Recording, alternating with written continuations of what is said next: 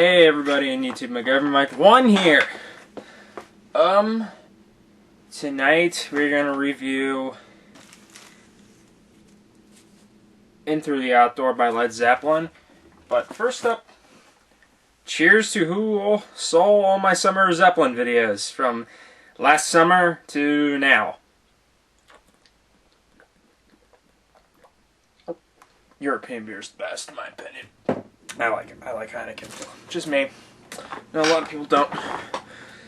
Alright, now, last time when we were talking about presents, Led Zeppelin went through a lot of shit in 1977.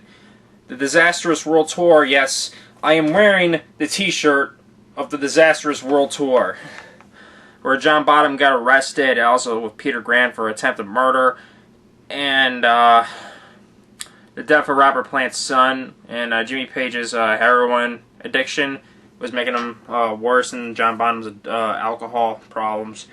So Zeppelin went on a 2-year hiatus because of what happened to Robert Plant's son, Carrick, which is really sad. I mean, like, that is a tragic thing that happened for Robert Plant. It was really tragic and really sad, and I feel that's really sad.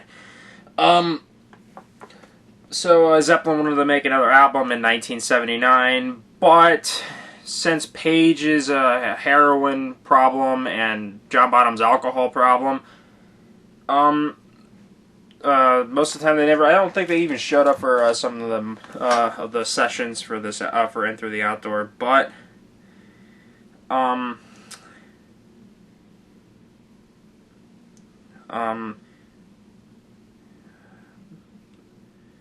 So Robert Plant and John Paul Jones wrote most of the album, and that ended up being In Through the Outdoor, released in 1979.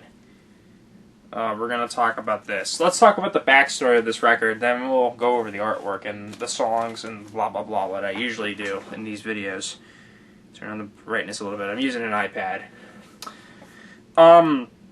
The album was named by the group to describe the recent struggles of the death of Robert Plant's son Carrick in 1977 and the taxation exile the band took from the UK, exiled in the band being unable to tour on British soil for over 2 years and trying to get back into the public was therefore like trying to get through the outdoor.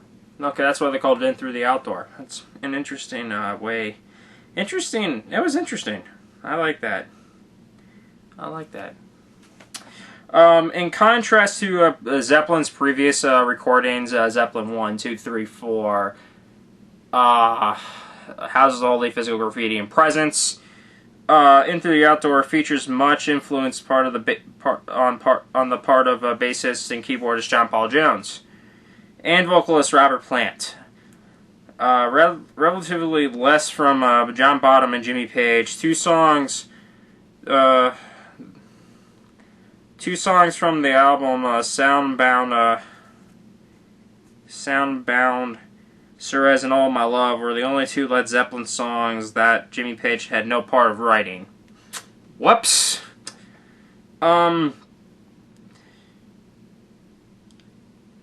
Jimmy, I think that means get off the heroin. I'm sorry, Jimmy Page. You're one of my favorite You're my favorite guitar player. Doing heroin, playing guitar, doesn't mix. Priceless. Sorry guys. With the exception of Darlene, a boogie-woogie bass song credited to all the Zeppelin's members, which wasn't in Through the Outdoors, where it was later released on Coda, which we'll talk about that later in the video. But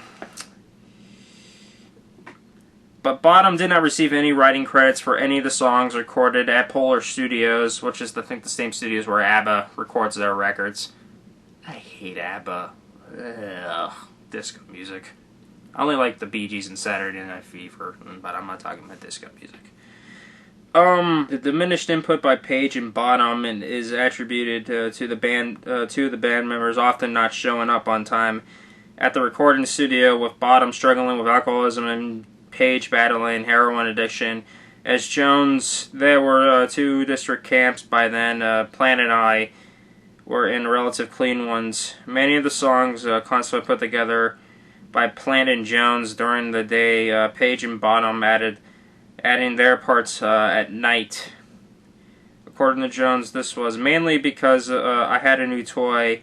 I had this big new keyboard, and Robert and I just got to rehearsals early because with Zeppelin writing, if you came up with good songs, and everybody agreed that were good things that they used. There was no formula for writing the songs, so Robert and I, by the time everybody turned up for rehearsals, written 3 or 4 songs, so we started rehearsing those immediately because they were something to getting on with.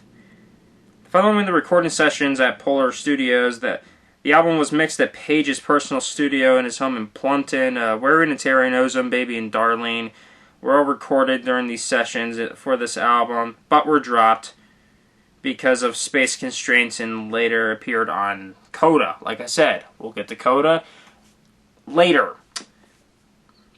So yeah, interesting backstory with this record. So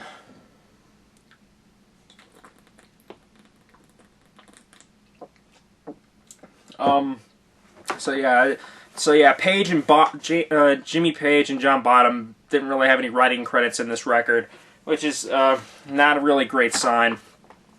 But let's talk about the album artwork. You're gonna go like, is this a bootleg? If you never heard of Led Zeppelin's albums, Jimmy Page wanted to put a paper bag over this because of the infamous Zeppelin bootlegs that have been coming out since the 70s until 2007.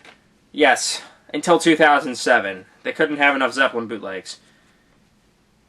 But in the inside is one of these album covers.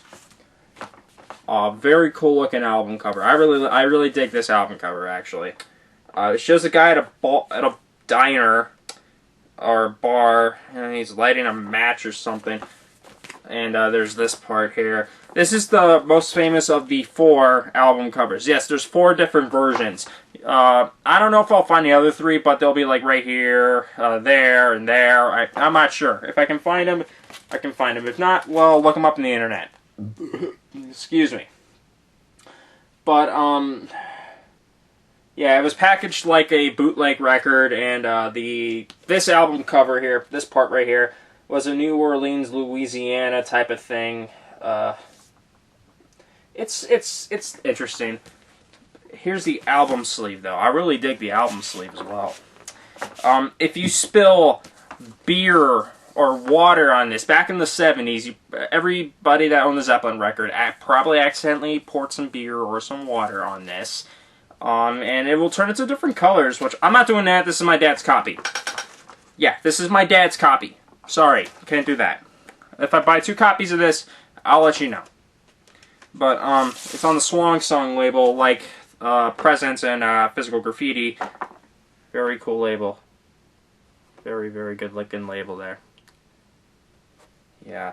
Now let's talk about the songs. When I heard this record, I was not really impressed of the songs in this album. I was not impressed. I am so sorry, everybody. If you like this album, that's fine. I am not bashing Zeppelin fans, because that would be ludicrous. Because I'm a Zeppelin fan. But there's a few Zeppelin fans that don't really care about this album, and I'm one of these fans. Because really, this album is not that good. But I only liked 2 or 3 songs in here.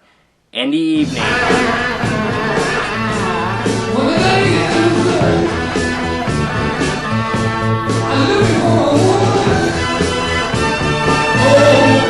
That's a fantastic song.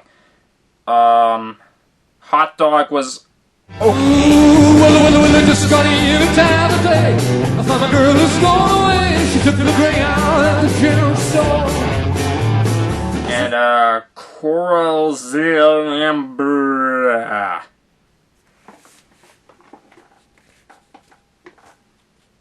That song right there, the song before All My Love.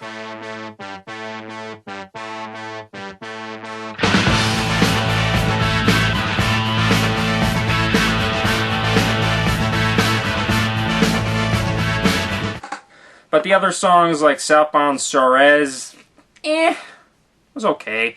Fool in the Rain was not that good. It's terrible. All My Love is, I mean, like, I like the song was written about the death of Plant's son. I mean, like, I don't mind that, but if you hear the song so many times on the radio, you're gonna hate it, and I don't like it that much.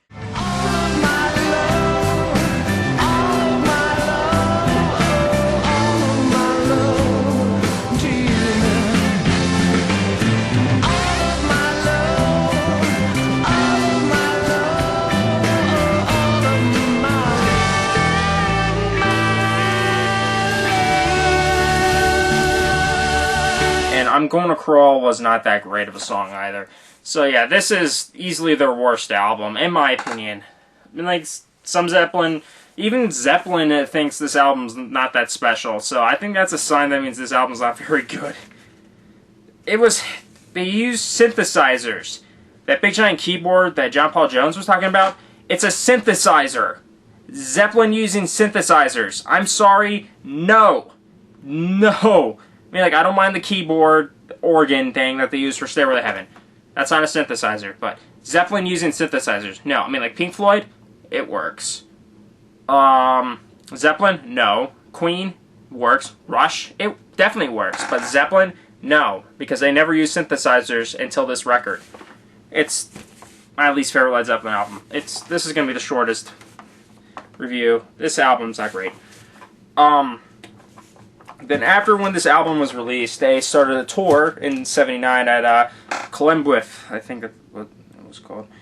But yeah, this album was intended to be released before the band's twin concerts in Kenilworth in 1979, but production delays meant that it was released shortly after their performances at this event. Plant jokingly referred to the delays at this time during the performance on the 4th of August. That was a little funny. This album got really bad reviews. It was mixed. It was poor. It didn't do as well as what Zeppelin... Well, because the album was, like, rushed. It was rushed like Presents. This is when their popularity waned really down. It's sad. But the album did chart at #1 on Billboard, and a lot of Zeppelin merchandise was selling like hotcakes, like these t-shirts, Zeppelin records, Zeppelin everything. Zeppelin everything. It was selling like hotcakes.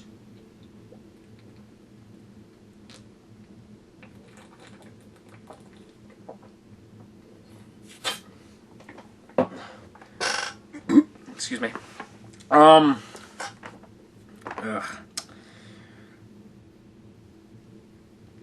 But yeah, Jimmy Page's response was never, never. In fact, Bonzo, John Bonham, and him and I were going to make another Led Zeppelin album after this. Was going to be more of a hard rock album like their previous albums, unlike In Through the Outdoor. It was going to be more of a hard rock record because this they called. In Through the Outdoor was a little soft, and yeah, it was soft. And so they can lead back to their direction where they want to be in, throughout the 80s. But sadly, that never happened. On September 25th of 1980, John Bonham had a long night of heavily drinking alcohol. And a few hours later, I think on the 25th, at Jimmy Page's house, Jimmy tried to wake up John Bonham. He didn't wake up. John Bonham died of an accidental death of alcohol. Let's have a moment of silence for John Bonham. As it was, then again it will be. Though the course may change sometimes, rivers always reach the sea.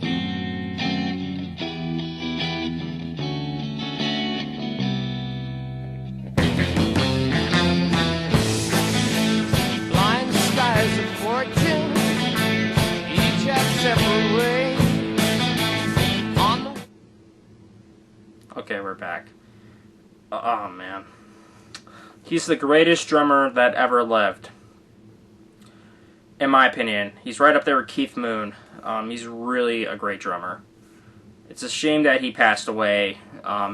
After that, Zeppelin tried to do some rehearsals. They also canceled the world tour by then, I think. But I think they did the rehearsals first for a new drummer. But no one could never match John Bonham. So a few months later, in December of 1980, Led Zeppelin, Robert Plant, Jimmy Page, and John Paul Jones decided to have Led Zeppelin, the finished Led Zeppelin. They're done. They broke up in 1980 because of the death of John Bonham. Because he's not replaceable. How can you replace someone like John Bonham, who played Moby Dick? Yeah, no one can replace him. I don't care if it's I don't care if it's Neil Peart. You cannot replace John Bonham. That would be bad. Yeah. So after that, Zeppelin broke up. But after that, they split it off to do solo material. John Paul Jones went back to do session work, along with some. Did some movie soundtracks, and then years later, around in the 2000s, he formed the supergroup Them Crooked Vultures with Dave Grohl and Josh Homme from Queens of the Stone Age, and Dave Grohl from Nirvana, Foo Fighters, and Queens of the Stone Age. So he did that. Jimmy Page, in 1980-81, he recorded the Death Wish 2 soundtrack. This is really rare. This is a really rare post-Led Zeppelin album. This was the first thing that Jimmy Page did after when Led Zeppelin broke up. So this thing's really rare. This can go up to $100 on eBay or on Amazon. Luckily, I got mine for $9 in Chicago. I guess I can show you I'll show you one piece of this. But the soundtrack was pretty good. I mean, like, I like the movie Death Wish 2. I like the movie, but the soundtrack is really good. Really underrated soundtrack. Here's the,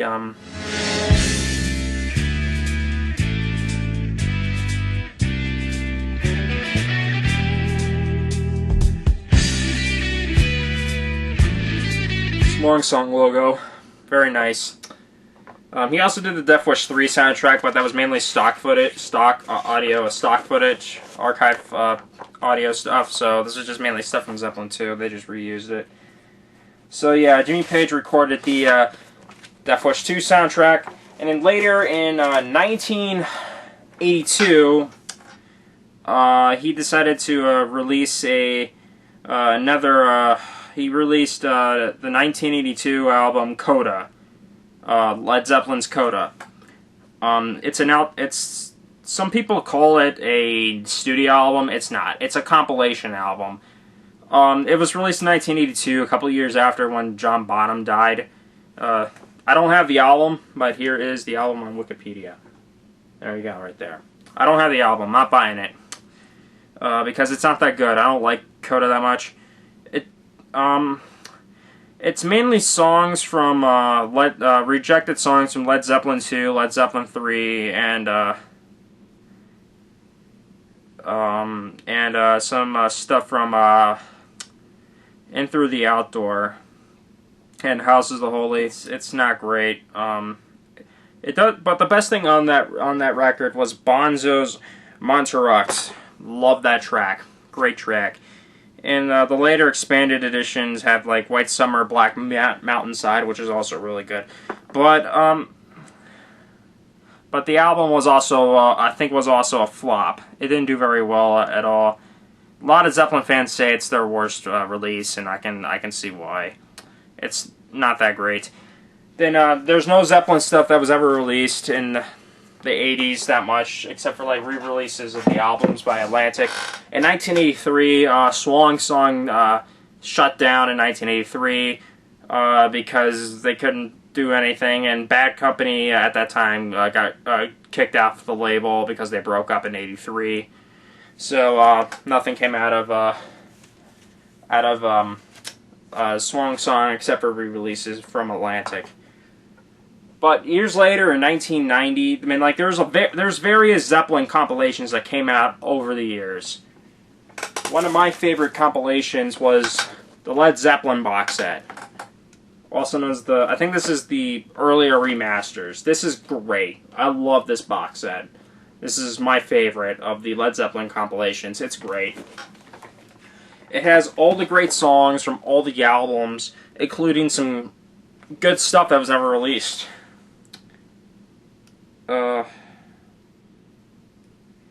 Like White Summer, Black Mountainside was previously unreleased. Hey Hey, What Can I Do? Unreleased.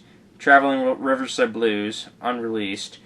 And Moby Dick and Bonzo's Montreux, unreleased. Which is great. I love the songs the exclusive songs in this box set. Here's the booklet here. Very cool looking booklet. I love this booklet really a lot. It shows some great pictures of the band. Here. This is my dad's as well. I took it from his office to use it for the video. He's in Columbus right now. He wouldn't know. He knows how I review these. Has some great pictures in this booklet. I love this booklet. I always read it. I actually rented this from a library. And I ripped the CDs. Roots of Heaven. There's John Bonham there. Robert Plant, Jimmy Page. Oh, it folds out too, which is really cool. It folds out. It's very cool. Very, very cool.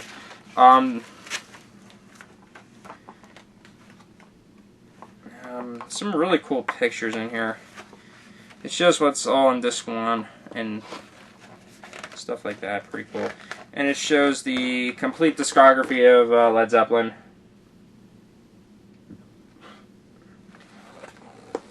There's the complete discography.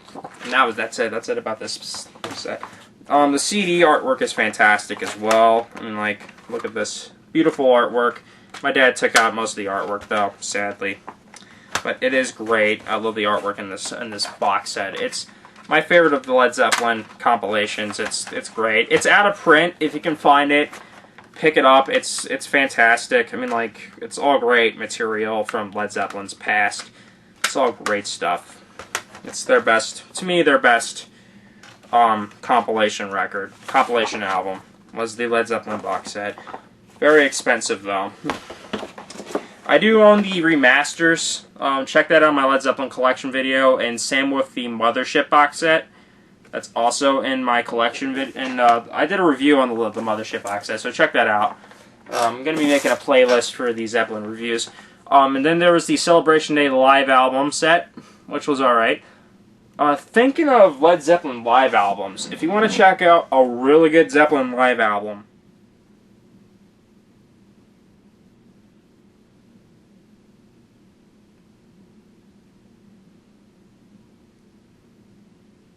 there's also the Led Zeppelin box set 2, which my dad never got that. It has Good Times, Bad Times, and stuff like that. It has stuff that wasn't in the first box set, pretty much.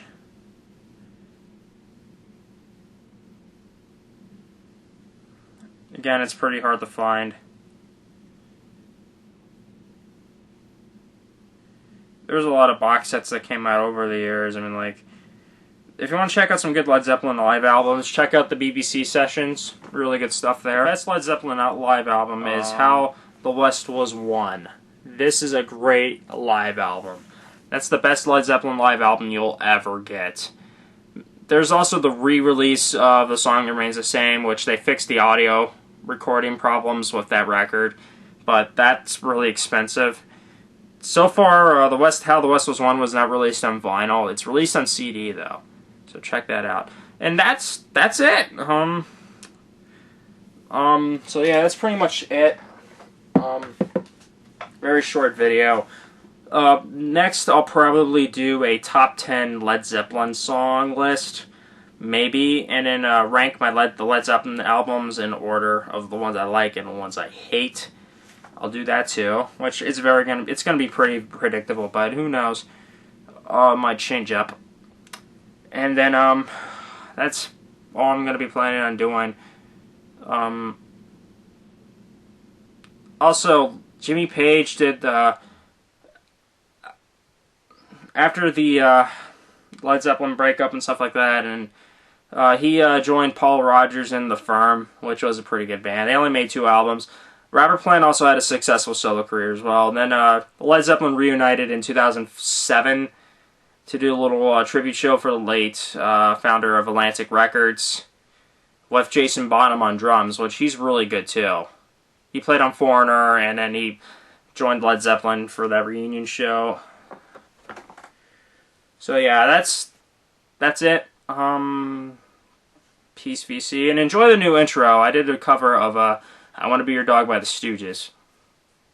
It's not like the Stooges version, but I don't care. I played it, so peace. Maybe